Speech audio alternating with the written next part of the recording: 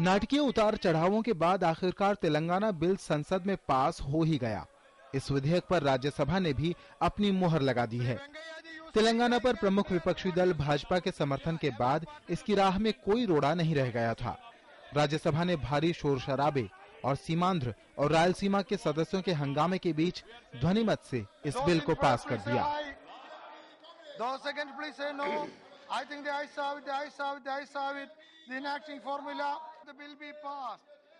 राज्यसभा में 5 घंटे तक चली हंगामा खेज कार्रवाई के बाद यह विधेयक पास हुआ। इस दौरान 7 बार सदन की कार्रवाई स्थगित करनी पड़ी। प्रधानमंत्री ने सीमांध्र के सदस्यों की चिंताओं को दूर करने की कोशिश में 6 सूत्री कार्यक्रम पेश किया, जिसमें अगले 5 वर्षों तक सीमांध्र को विशेष पैकेज का वादा किया गया है। Home minister has already mentioned the specific steps our government will take to address the concern of all regions of the state, particularly of Simandra. I would like to make a few further announcements in this regard. First, for purposes of central assistance, special category assistance will be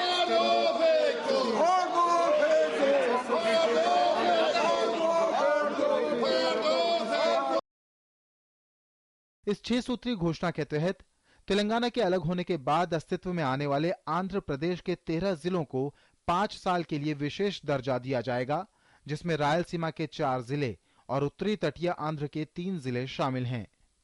दोनों राज्यों के आर्थिक और औद्योगिक विकास के लिए केंद्र सरकार उचित वित्तीय कदम उठाएगी, जिसमें दोनों राज्यों को कर में भी राहत दी जाएगी। पिछड़े इलाकों के विकास के लिए रायलसीमा और उत्तरी तटीय आंध्र प्रदेश के जिलों को विशेष विकास पैकेज दिया जाएगा। सरकार ने पोलावरम परियोजना को क्रियान्वित करने के लिए वचनबद्धता दोहराई है। नए राज्य के गठन की घोषणा की अधिसूचित तारीख से ही नियुक्तियों की तारीख मानी जाएगी, जिससे कर्मियों, वित्त और परिसंपत्तियों और देनदारियों के वितरण संबंधी कामों को संतोषजनक ढंग से पूरा किया जा सके। नए राज्य में नियुक्ति के दिन और भारत सरकार की 14वें वित्त आयोग की सिफारिशों की स्वीकृति के बीच की अवधि के दौरान जो संसाधनों की कमी पैदा होगी, उसके लिए 2014-15 के नियमित केंद्रीय बजट में मुआवजा दिया जाएगा। प्रमुख विपक्षी दल भाजपा ने जहां एक तरफ अलग तेलंगाना का समर्थन किया, वहीं बिल को लेकर कुछ आशंकाएं भी व्यक्त की। सदन में विपक्ष के नेता अरुण जेटली ने हैदराबाद को लेकर राज्यपाल को मिलने वाले अधिकारों के संबंध में संविधान संशोधन की मांग की। We are in favor of creation of Telangana, but we want the process of creation of Telangana to be a lawful and legally sustainable and correct process. We need to show complete and full justice to Telangana. We need to the region of Simandra. Simandra will suffer in terms of revenue because a very large part of revenue comes from Hyderabad. Hyderabad will go to Telangana. Therefore, the revenues of Simandra have to be protected. And if necessary, amend this law to include that assurance in the law itself.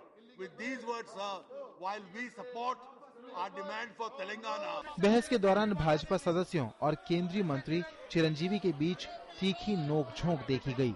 Bhajpa नेता वेंकैया नायडू ने चिरंजीवी के केंद्रीय मंत्री रहते हुए bill के विरोध पर आपत्ति जताई।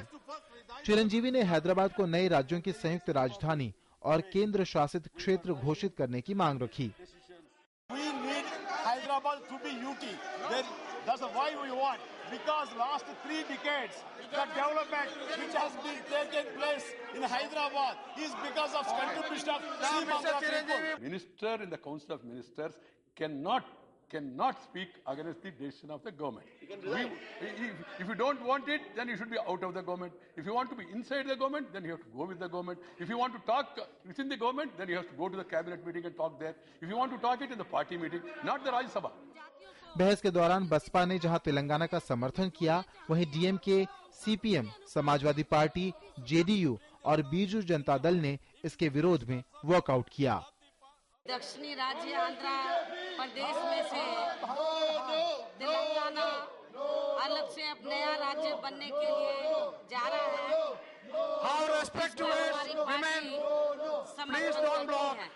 बड़ी जद्दोजहद के बाद आखिर तेलंगाना अस्तित्व में आ ही गया। 29वां राज्य बड़े संघर्ष से आया है। राज्यसभा में इस बिल के पास होने के बाद अब सभी की उम्मीदें यही हैं कि दोनों राज्य सफलतापूर्वक आगे बढ़ेंगे और विकास के मार्ग पर अपनी जनता को ले जाएंगे।